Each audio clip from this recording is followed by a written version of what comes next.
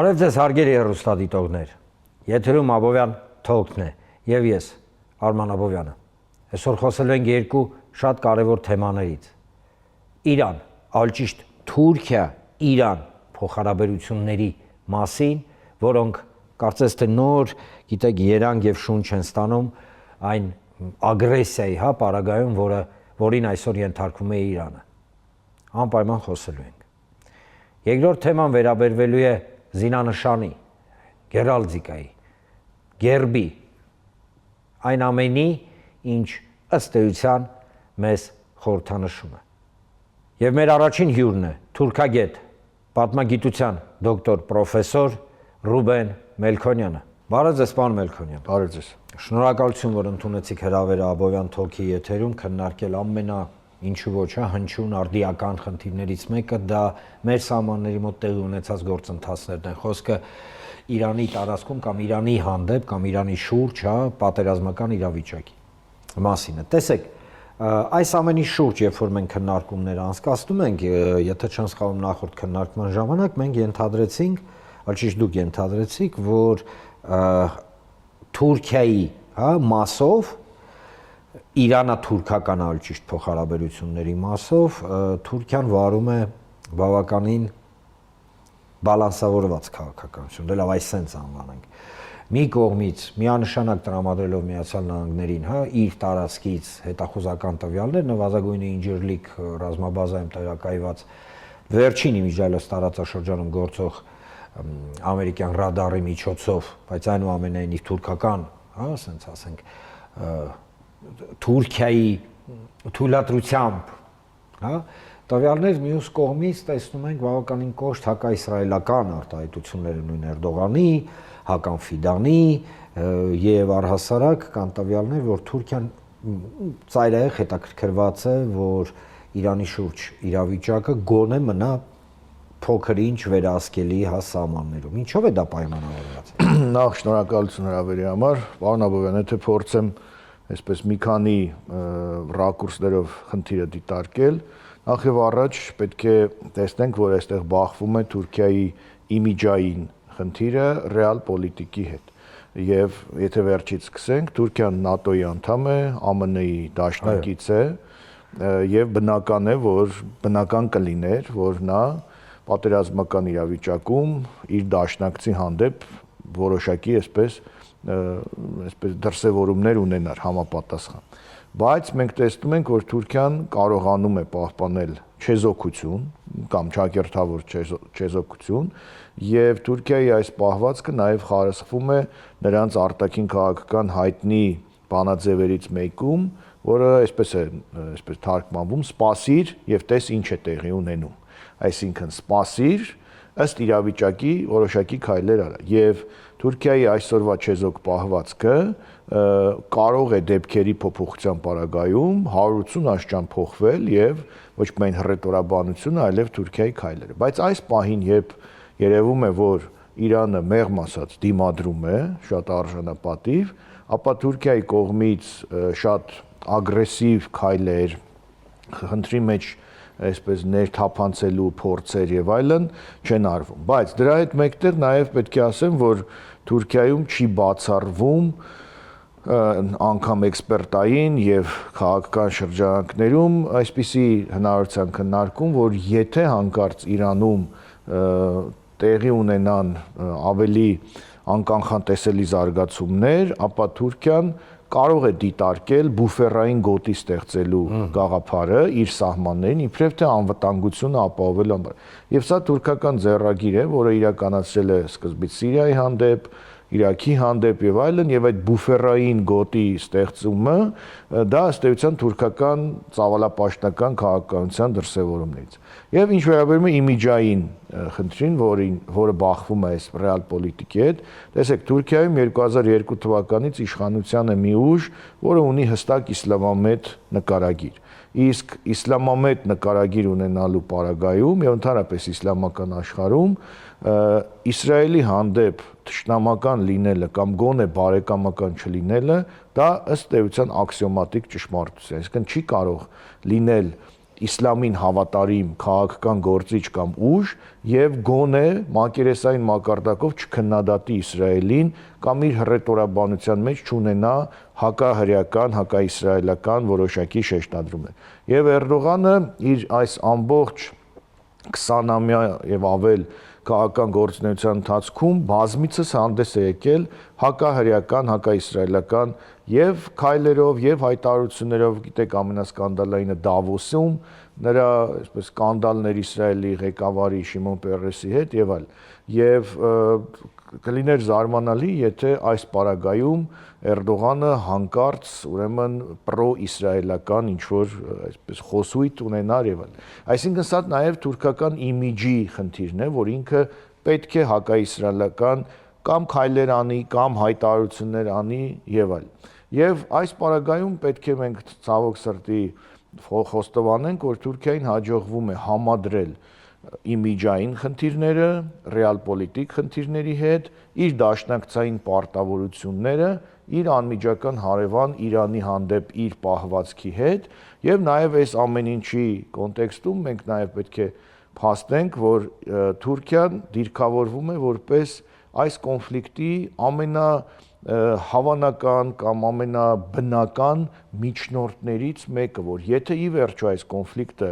գնա դեպի հանգուցալուծում, ապա որ պետությունը կարող է լինել կամ որ պետությունները կարող են լինել միջնորդ, չեզոք, այսպես դատավոր եւ այլն, այստեղ Թուրքիան նույնպես փաստորեն դիրքավորվում է այդ դերում եւ Իրանը դեմ չի կարող լինել այդ գաղափարին, Արևմուտքը դեմ չի լինի այդ գաղափարին եւ Թուրքիան փաստորեն շահում է երրորդ դիվիդենդը, պահպանում է իր իմիջը,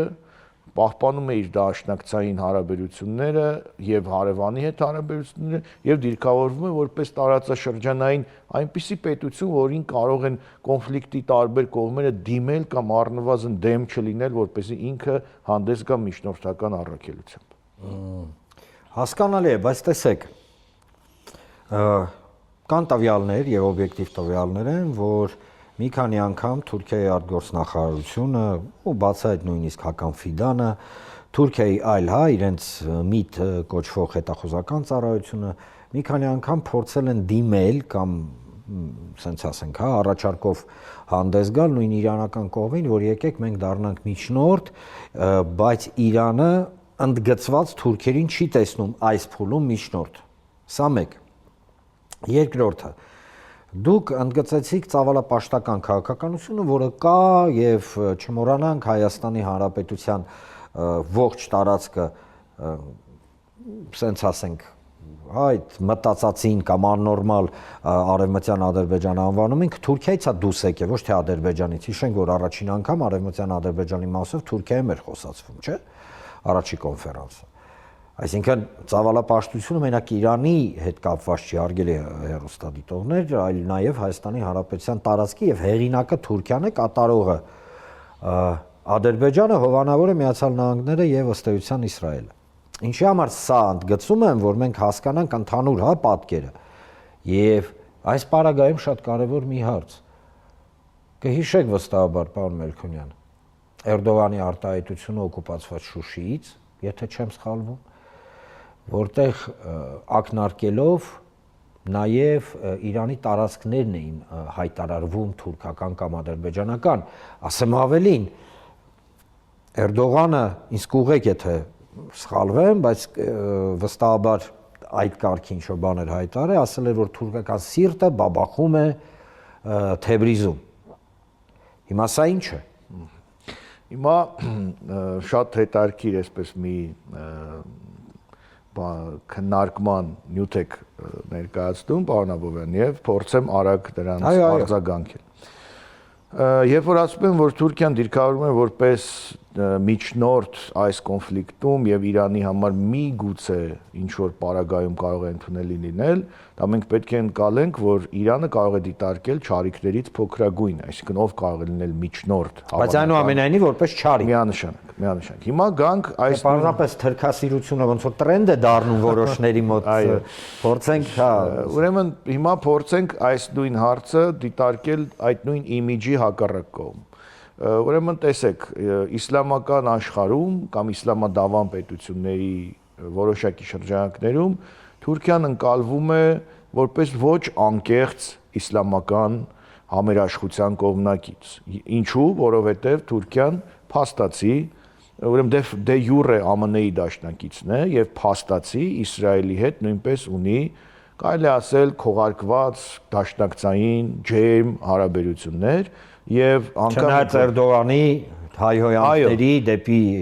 Իսրայել պետություն, իսրայելցիներ եւ տեսեք, ես այդ կոնտեքստում մի շատ հետաքրքիր ծաղրանկար կա, որը իսլամական տարբեր երկրներում տարբեր ձևով դա այսպես տպագրվում է,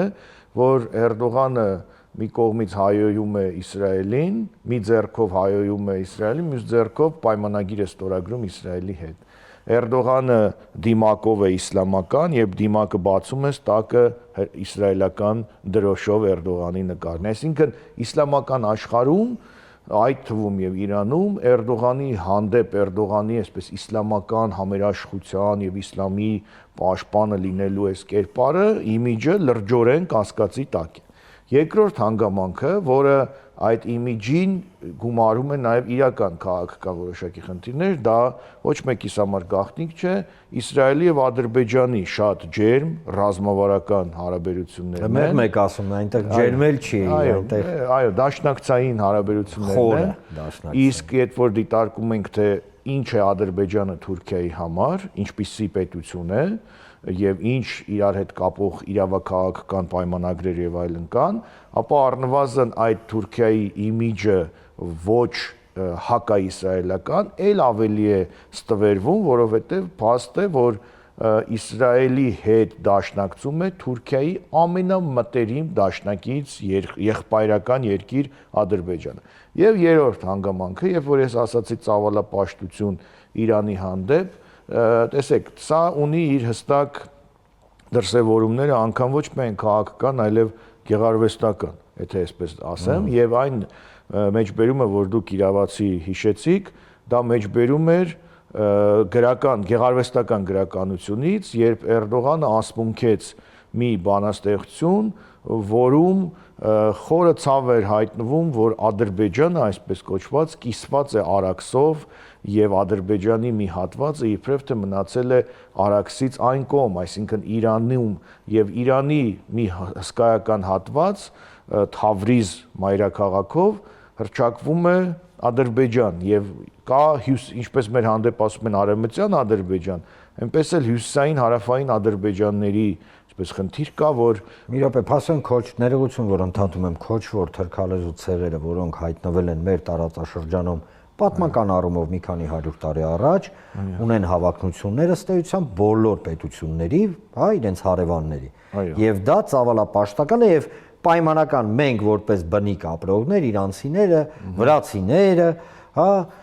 այլ պետություններ, մենք մեղք չունենք, որ իրանք մեզանից հող ու տարածք են ուզում։ Չէ, ճիշտ եմ հասկանում։ Պարոն Մելքոյան, ես հասկանում ժպիտը առաջացնում, բայց մենք ստիպված ենք այս տարական բաները մեր հերոստատիտողների հետ քննարկել։ Ես մեր սիրելի հերոստատիտողներին եւ քաղաքացիներին ասեմ հետեւյալ։ Ադրբեջան տերմինը, դա հայտնի փաստ է, մինչեւ 1918 թվականը վերաբերել է բացառապես Իրանի, այն ժամանակ Պարսկաստանի նահանգներից մեկին, Ատրպատական, եւ ստեղծվելով այս պետությունը, որը հիմա ղեկավարում է Ալիևյան այդ դինաստիան,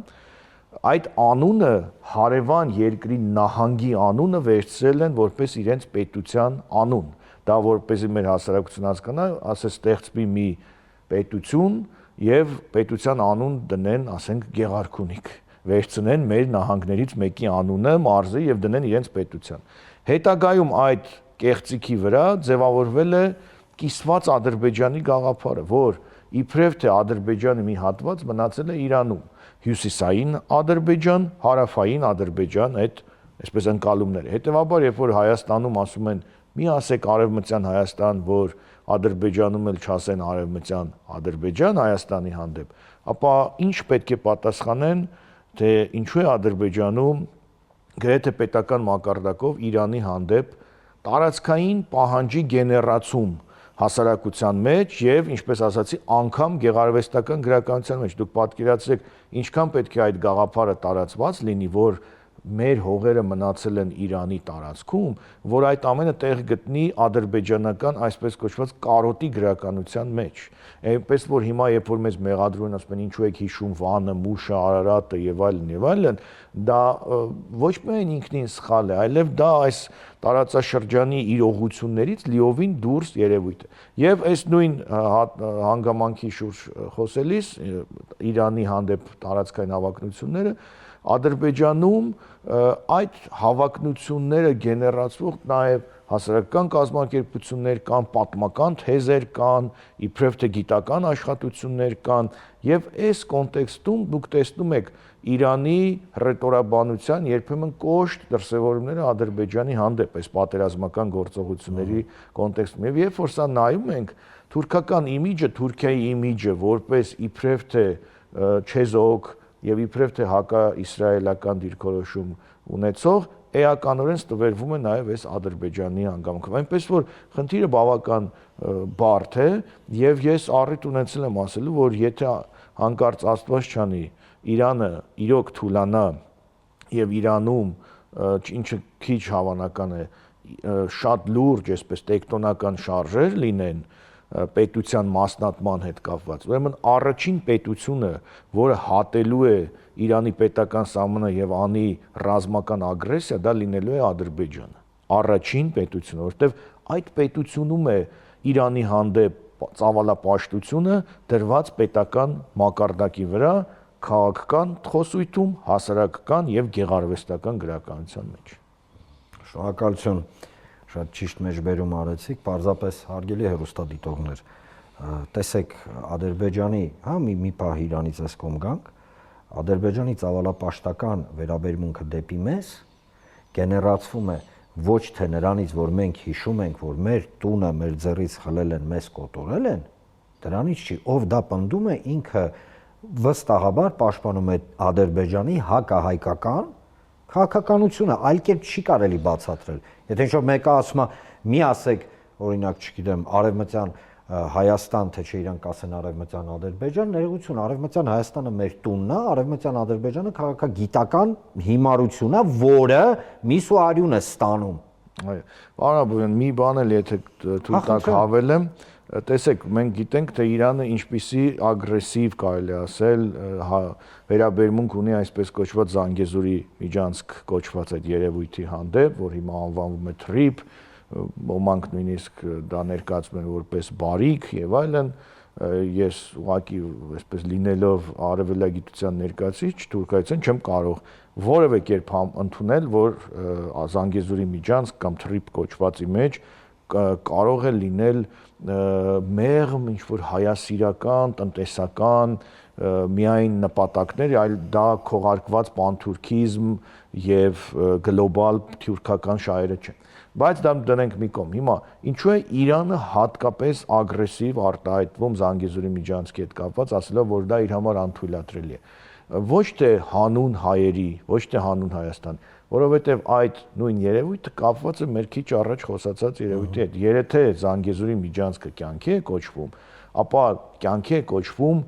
բաժանված այսպես կոչված ադրբեջանների միացման գաղափար, որովհետև Զանգեզուրի միջանցքը փաստորեն միավորում է այդ երկու հատվածները՝ Ադրբեջանը եւ այն տարածքները Իրանի,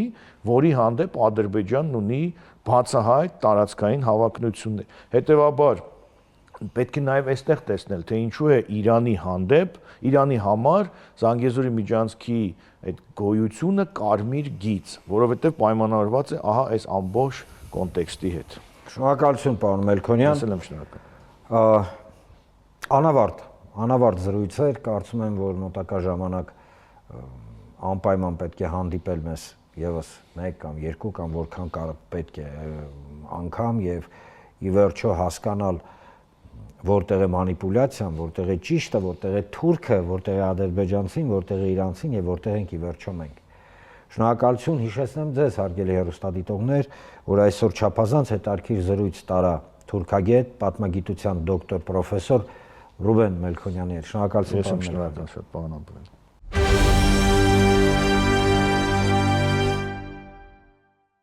Մեր զինանշանի մասին, գերալդիկայի մասին, այն ամենի մասին, ինչ խորհրդանշում է մեզ բոլորիս, մեր պետությունը, հայ ժողովուրդը, հայ ազգին։ Դրա մասին խոսենք արվեստի վաստակավոր գործիչ պրոֆեսոր Կարեն Աղամյանի հետ։ Բարև ձեզ, պարոն Աղամյան։ Բարև ձեզ, պարոն Աղամյան։ Շնորհակալություն, որ ընդունեցիք հրավերը այսօր չափազանց կարևոր մի քննարկմանը, հա, մասնակցել 20 րոպե է ճիշտ է մեր ժամանակը, կփորձենք գոնե այդ ժամանակի ընթացքում շատ քիչ է, բայց այնուամենայնիվ մի երկու հարցի բացատրություն տանք։ Տեսեք, Հայաստանի Հանրապետության զինանշան, հա, գերալդիկ, առհասարակ զինանշանները վերջին ժամանակահատվածում առհասարակ Հայաստանի սիմվոլիկան, զինանշանը, դե լավ, սենց ձևակերպեմ։ Մի կողմից կոշտ ինչ-որ քննադատությանը, հա, ոնց որ ենթարկվում, ասելով, որ դե ինչի համար առյուծ են, մենք առյուծ չունենք, ինչի համար Մասիս է, եթե Մասիսը, հա, պատկերված է Նոյան տապանով, ուրեմն դա ինչ-որ ծավալապաշտական այտենց նկարտումներ ունենք այլ, հա, պետությունների հանդեպ, խոսքը գնում է մասնավորապես թուրքերի մասին, հա, այսինքն դիսկուրսը իջեցվել է շիշակից ցածր մակարդակի, երբ որ մարդիկ, ովքեր ընդհանրապես չեն հասկանում, հա, գերալդիկայից, ինչ է զինանշան, ինչի համար ինչը պատկերված է, փորձում են մարդկանց վրա, մեր հեռուստադիտողների վրա պայմանական, հա, վաճառել աբսուրդ, այսինքն պնդելով, որ դե պետքա օրինակ վերանայվի մեր զինանշանը, որովհետև օրինակ Մասիսատն է պատկերված։ Առհասարակ խնդրում եմ, եթե կարելի է երկու բառով գերալդիկայի, այսինքն զինանշանի նշանակությունը, բացի լոկ գեղարվեստական նշանակություն, ինչ նշանակություն ունի։ Թույլ եք ասել, որ կարծում եմ, որ բնակչության մեծ մասը չգիտի որտեղից ծնվեց այդ գերալդիկա հասկացողությունը եւ զինանշան հասկացողությունը։ Երկու բառով ես ասեմ, մոտավորապես 10-11-րդ դարերում շատերս տեսել ենք ֆիլմերում, որ նիզակներով ձիերի վրա նստած իրար դեմ հարձակվում են եւ այլն, ամբողջովին փակ։ Չի երևում ով է դրա հետևում կանգնած։ Միջև մենամարտի սկիզբը դուրս էին գալիս երկու հոգի, երկու զինանշան տանող, որոնք տանում էին մի հատ վահան, որոնք կոչվում էին, իրենք էլ կոչվում էին վահանակիրներ։ Վահանի վրա պատկերված էր սիմվոլներ։ Եվ այդ ժամանակվա բնակչությունը կամ մեծերը գիտեին այդ սիմվոլները ում է պատկանում։ Այսինքն որ ցույց տանես ձիի վրա նստած է SP արքան կամ ասպետը, ահա իր զինանշանը։ Նրանով նա երևում էր թե ով, այսինքն թաքցված սիմվոլներով ցույց են տալի թե ովքեր են թաքնված այդ շարժի հետևում։ Հիմա կամաց դա զարգացավ դարավ տոհմերի, հետո ավելի ուշ երկրների պետությունների զինանշաններ, որոնցով ամեն մի երկիր ասում է թե ով է ինքը, որտեղից է եկել, ինչ անցյալ ունի եւ իրականում ինչ է ուզում, սա էլ կարևոր է։ Եվ ծնվեց զինանշանագիտություն, անպայման ուզում եմ շեշտել, որ մեր գիտական թակավորությունում շատ զարգացած էր զինանշանագիտություն, ասեմ անգամ, քանի որ այդ ժամանակվա ստեղծված զինանշանների տեսակները եւ սիմվոլները հաճախ հետո սկսեցին օգտագործել եվրոպական շատ այլ երկրներում։ Մանավանդ մենք շատ ամենահայտնի առյուծի կերպարը կարմիր առյուծը կամ հաճախ եղել է եւ կարմիր ֆոնի վրա դեղին առյուծը, հետո հանդիպել է Կիպրոսի տարբեր նշաններում վրա, Իսպանիայում, Գերմանիայում, բրիտանական նույնպես, հա։ Իսկ այն հարցը թե մենք ունենք առյուծ թե չունենք, անկասկած այս տարածքում ժամանակին եղել է առյուծներ, այսօր չկա, բայց շատ բարձ ասեմ, առաջացնում ներողություն, որ ստիպված եմ հիմար դիսկուրսը բերել հանրային դաշտ, բայց այնուամենայնիվ, հա, ներողություն եմ խնդրում, ինչ է նշանակում առյուծը, ինչի համար ես ասացի, որ ինքը անպտուղ եւ հիմար դիսկուրս է, որովհետեւ ժողովուրդ զինանշանը ինքը ուրիշ բան է, էլի ինքը կապ չունի նկարչության հետ կապ չունի։ Հասկանում եք։ Եվ ես եւ մի հատ վերադառնամ ավելի հին։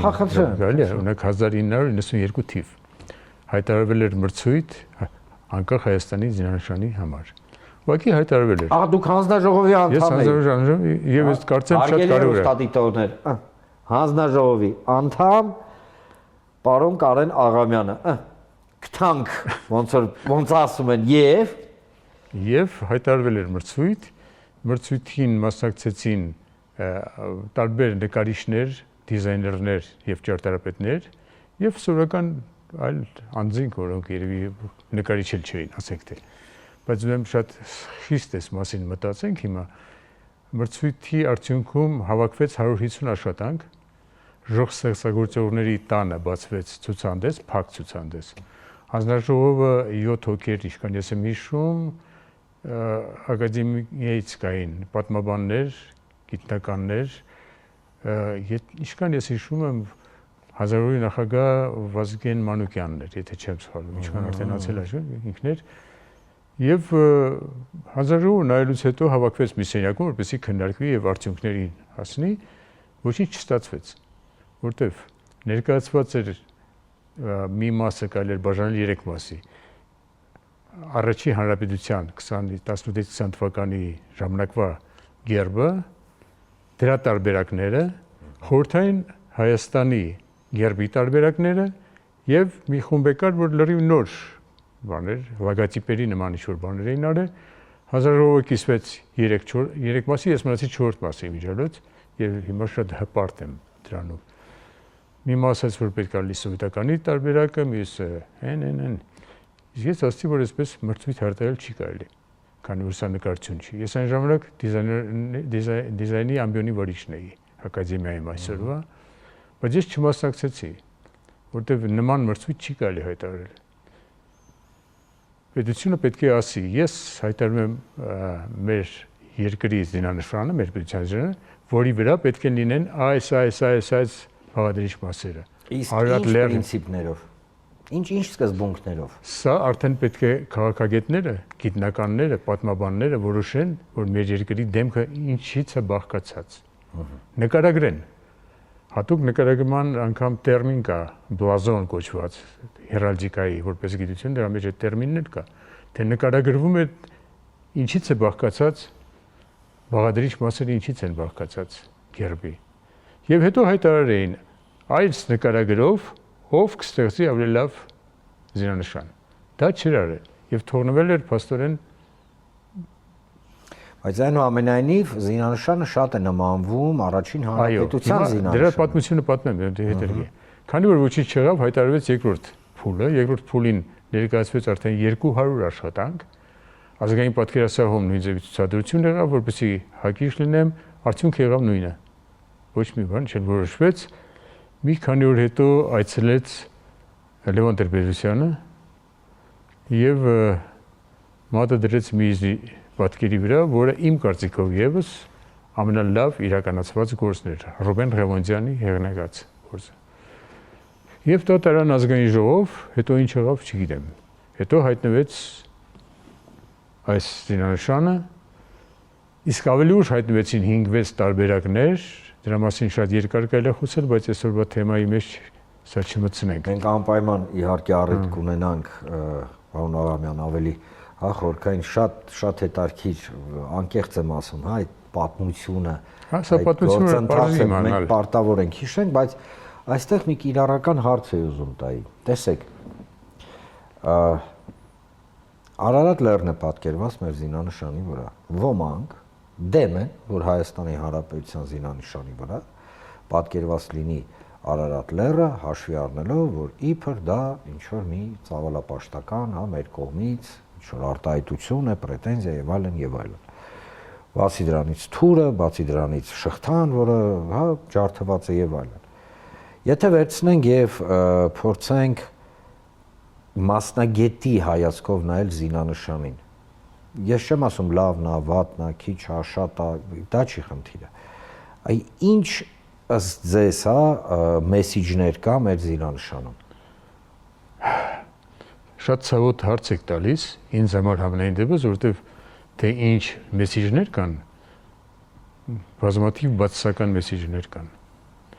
Նկարագրությամբ լավ մեսիջներ են, նկարագրությամբ, բայց պատկերված իմաստով շատ վատ։ Այսինքն հիմա եթե կա իմաստը լավն է, բայց դուք հենց նոր ասացիք շղթան, որը շղթան փաստացի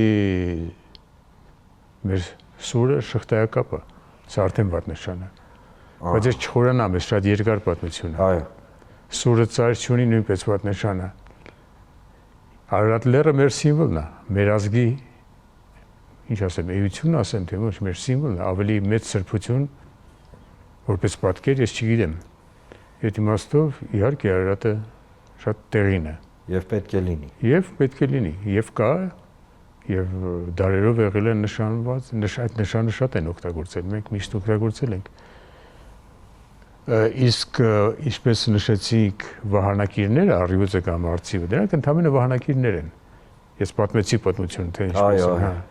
Մեր բուն զինանշանը կենտրոնական վահանն է եւ իր վրայի պատկերները։ Բագրատունյաց, Արշակունյաց, Ռուբինյաններ եւ Արտաշեսիտներ։ Այդ 4 նշաններն են։ Այո, 4 թագավորական տոհմերի, կառավարչական նույնիսկ տոհմերի, հա։ Հիմա տեսեք, Բրիտանիայի զինանշանի վրա կա միաեղջյուր, բայց հաստատ միաեղջյուր առասարակ չկա, եւ այդ երկրում էլ չի եղել իհարկե, բայց կա։ Աշխարհի բրիտանացիները ինչու են նկարը, բայց չգիտեմ, որ Բրիտանիայում Դե իրանք չեն իմացել իրեն։ Չէ, ես հեգնում եմ, ես հիմա հասկանում ենք ինչի համար։ Ասում եմ, որ իմանան, որ չկա, ինչի է կարել։ Լավ։ Դե ուժի նշան է, առյուծ, արծիվ, դա ուժի նշան է եւ վահանակիրները պետք է ուժեղ լինեն։ Մեր վահանն են, մեր էությունն են տանում, ցուցադրում աշխարհին։ Տեսեք, երբ որ մենք խոսում ենք սիմվոլիզմի մասին, սա արդեն ոչ թե հարց եմ տալիս մարդ, ով, հա, հանձինած դու գերալդիկայից, հա, ինքը գիտություն է գերալդիկան, հա, այսինքն զինանշանների, պետական սիմվոլների, հա, էթնակարագրության եւ ամենակարևորը ձևավորման, հա, մեջ մարդիկ պետք է իմանան ինչա, ոնց է եւ ինչի համար է։ Բայց եթե վերցնենք առհասարակ դուրս գալով գեղագիտական դե լավ պրինցիպներից, այլ զուտ սիմվոլիկայից, ըստ ձեզ ընդհանուր հայկական, հա, սիմվոլիզմը քանի մասի կարելի է բաժանել եւ ըստ ձեզ ինչն է մեզ խորհրդանշում ամենալավը ցայտունը, որ ասեն մարդ նայի ասի, էսի մենք ենք։ Չէ՞ մի քիչ ծանր հարց է, ես գիտեմ։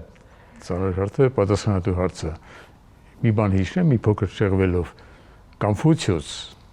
ավելի քան 2500 տարի առաջ ասել է աշխարհը ղեկավարվում է ոչ թե մարդկանցով եւ օրենքներով, այլ նշաններով եւ խորհրդանշաններով։ Շատ ուժեղ բան ասված, սա կարելի է ընդունել որպես հիմք, բայց այդ մեծությունները մի բան որ ասում են, իրենք մի բան գիտեն։ Հիմա սա մեր սիմվոլների հավաքածուն է ամեն դեպքում, առաջին իհարկե, մենք արդեն հարցեր գտանք, թե ինչու ընդամենը 4 թագավորություններ, ինչու չկա, ասենք, Արարատյան թագավորությունը, դա արդեն ուրիշ խնդիր է։ Բայց ամենամեծ հոգեհարազատ սիմվոլը այստեղ երևի Արարատ լեռն է, որ անփոփոխ է, չես կարող ասել։ Ինչու Արարատյան թագավորությունը չկա, իսկ Բագրատունյացը կա, իսկ դե Արարատն է վերջ։ Սա ամենայն հիմքն է։ Խորհրդային զինանշանի Ավճիշտ է ժամանակ կոչվում էր Սովետական Հայաստանի զինանշան, բայց դա ճիշտ տերմին չի, դա պետք է կոչվի էմբլեմա, որպես զինանշանները նրանք են այն երկրի գերբերն, օրինակ Ֆրանսիան է չունի զինանշան, դրանց նշանը կոչվում է էմբլեմա, Ֆրանսիայի էմբլեմա։ Երևի նույնպես անհայտ բան եմ ասում, բայց իմացեք որպես է։ Հետաքրքիր առաջին անգամ եմ լսում, գիտեք։ Եթե չկա վահան, դա զինանշան չի կարող կոչվել։ Չինաստանի զինանշան ենք ասում, բայց նույնպես զինանշան չի, այլ էմբլեմա է։ Ֆրանսիացիները հենց իրենց մոտ գրում են ֆրանցուսկա էմբլեմա, ֆրանսիական էմբլեմա։ Մեր զինանշանը գերբը, հերալդիկա է։ Կլասիկ, ավելի քրիստոնյա երկրներում շատ ավելի ընդունված բան։ Օրինակ մենք տեսել ենք երևի դուք արդեն հայտնի է մեր հարևան Պարսկաստանի նշանը, հիշում եք ինչպիսին է։ Այո։ Հա։ Իմիջիալոց շախի ժամանակ եղել է այս տարբերակի զինանշան։ Երկու վահանը, այո։ շահի ժամանակ այդպեսին է եղել։ Գիտեք, զինանշանների հետ կապված կա նաև այսպիսի վարկած, որ զինանշանների ձևավորման պատմությունը սկսել է թերևս հին Հռոմում, երբ որ հռոմեական տարբեր լեգիոններ ամեն մեկը ուներ իրենց զինանշանը, հետո դա եկել է քրիստոնեական ալճիշտ խաչակիրների այն ժամանակահատվածում, երբ որ բավականին լայն տարածվեց, ինչպես դուք եք ասում, խաչակիրները երկաթի մեջ, հա, ասենց ձուլված մարդիկ, որ չէին տարբերում, եւ թագավորները եւ տարբեր, ասենց ասենք, հա, ազնվականներ, որ տարբերվի հռոմեական այդ պայմանական, հա, իրանց դրոշները կամ ճակերտներում զինանշանները իրենք բերեցին եւ իրենց վահանների վրա տեղադրեցին։ Դուք հիշատակեցիք Կիլիկյան։ Այո, կարդացել եմ, ուսումնասիրել եմ, ինչ ձեր աշխատություններն եմ կարդացել, մինչև հաղորդումը զարու։ Եվ այնտեղ դուք կարմիր գիծ եք անցկացնում կամ կարմիր թելով մի միտք եք անցկացնում, որ զինանշանը դա ոչ միայն լոկ ժողովրդի, պետության, հա, սիմվոլն է, որը արտացոլում է անցյալը, արտացոլում է ներկան, արտացոլում է ինչու ոչ ապագան, հա, ինչպես դուք ասացիք դեպի ունենք մենք գնում, այլ ինքը իր մեջ խորքային շատ կարևոր նուրբ բարոյահոգեբանական սիմվոլ է տանում, որը միգուցե առաջի հայացքից չի երևում։ Այո։ Եվ այս պարագայում ձեր կարծիքով, երբ որ հնչում են կարծիքներ ըստիս հակահայկական կարծիքներ, հակապետական կարծիքներ, բայց այնուամենայնիվ կարծիքներ, որ օրինակ պետքա Մասիս Սարա հանվի գերբից, որովհետև դա ծավալապաշտական ինչ որ մի տենց բանա ձգտում է։ Այդ դա ոնց կմեկնաբանեք։ Չէ, զուտ որպես մասնագետ։ Ես ուզում հիշենք, որ խորհրդային ժամանակվա տարիներին կարծեմ Թուրքիան բողոքեց, թե ինչու խորհրդային Հայաստանի գերբի վրա կա Արարատ լեռը։ Այո։ Գինենք այդ պատմությունը։ Այո, Չիչերինը որ պատասխանեց այդ։ Պատասխանեց, որ իսկ դուք աստղները ձերը չի, ինչի է ձեր գերբի վրա Կիսալուսինի մասին է եւ աստղով։ Սա այն սիմվոլն է, որը մարդ իր հոգում կամ ազգի իր հոգում դա ունի։ Հիմա գտնվում է այս պահին սահմանից են կողմ տեսամենը դա իրական չի ինձ թվում է։ Շնորհակալություն։ Կարծում եմ։ Շնորհակալություն, պարոն Աղամյան, շատ գիտեք այնքան ծավալուն թեմա է, որ վստահաբար ոչ թե 20 րոպեն, այլ 5 անգամ 20 րոպեն չէր հերիքի, որ այս թեմայի շուրջ խոսենք։ Կարծում եմ մենք անպայման կշարունակենք մեր զրույցը։ Հաճույքով։ Շնորհակալություն, հարգելի հեռուստադիտողներ, այսօր մեր հյուրն էր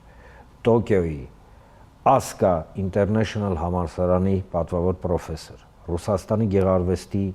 ակադեմիայի պատվավոր անդամ,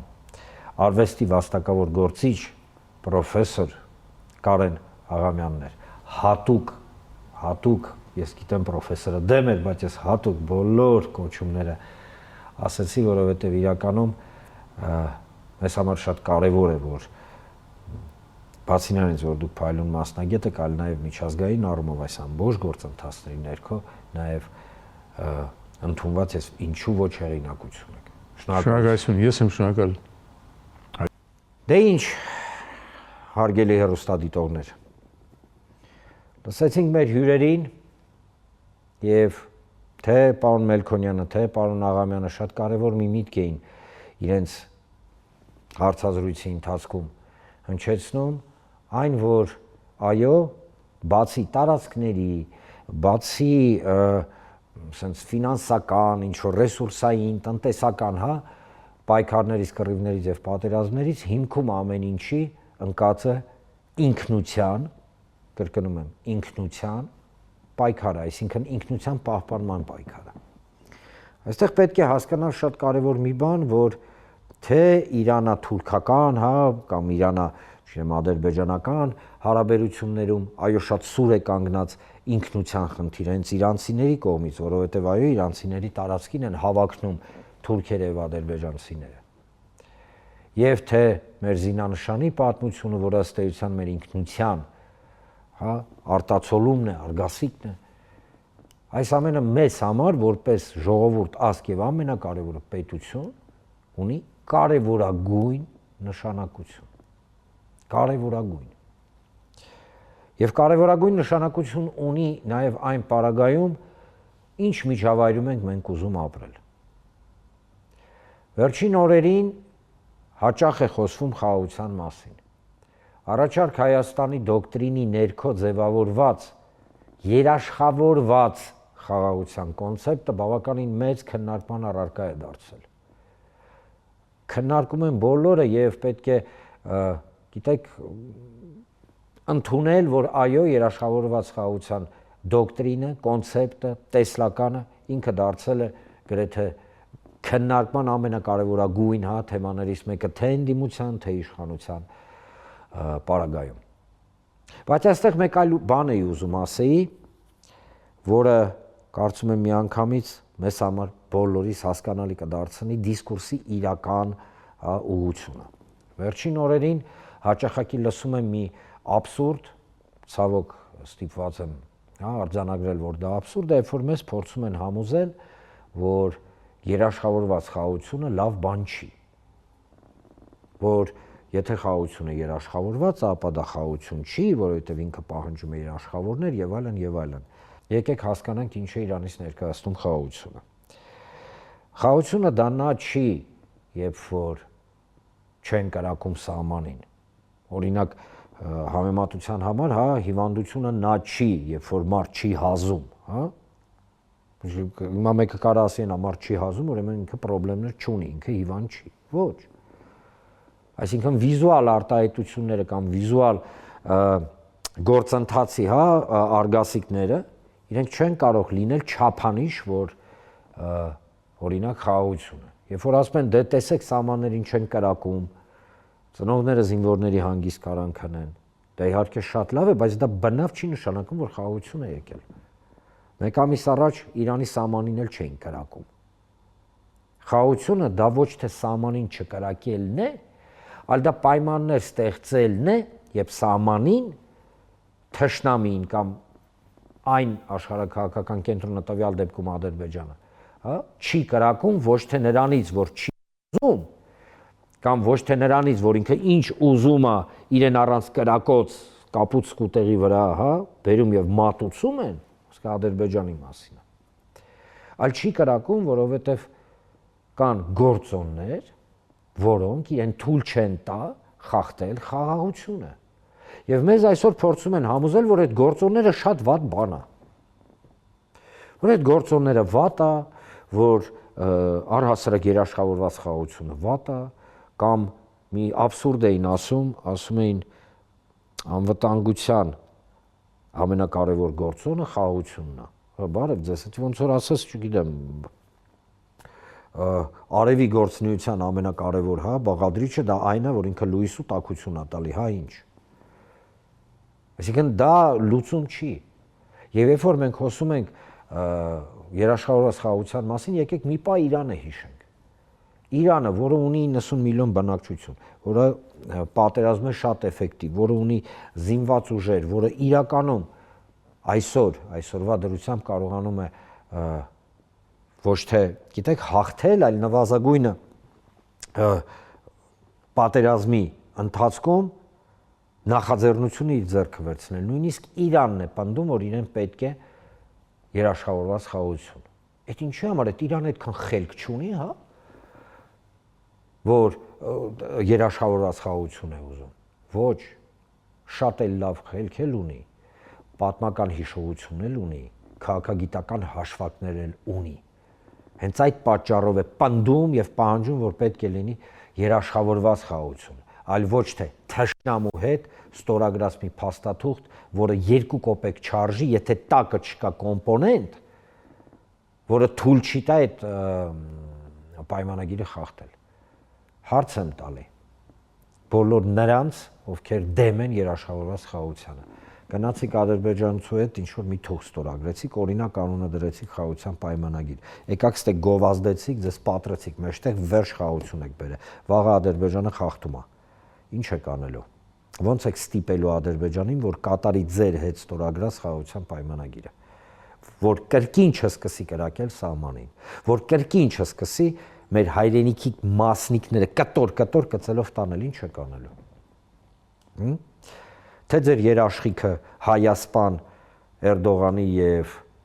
Ալիևի խոստումն է, օրինակ, այն մարդկանց, ովքեր հոգնել են արդեն խոստումները խախտելով։ Եվ եւս մեկ անգամ հիշեցնեմ, այն մարդը կամ այն աշխարհակաղակական կենտրոնը, ում հետ մարդիկ, հա, փորձում են ստորագրել խաղաղության պայմանագիր, որը երաշխավորված չի ոչ մի բանով, մի շատ կարևոր միտք էր արտահայտել, որը իրականում բացահայտում է իրենց իսկական նպատակները, ասել էր հետևյալը. ոչ մի պայմանագիր իրենց համար ցուցանիշ չի։ Իրենց համար ցուցանիշը ուժային կոմպոնենտն է։ Բա մեր համար ցուցանիշը ո՞րն է։ Թուրքի երթումը, թե Թուրքի հետ ստորագրած փաստաթուղթը։ Այդ սրա մասին լավ մտածեք։ Իսկ երաշխիքները դա այն մեխանիզմն են, որոնք թույլ չեն տա Թուրքիային եւ Ադրբեջանին խախտել խաղաղությունը։ Այսինքն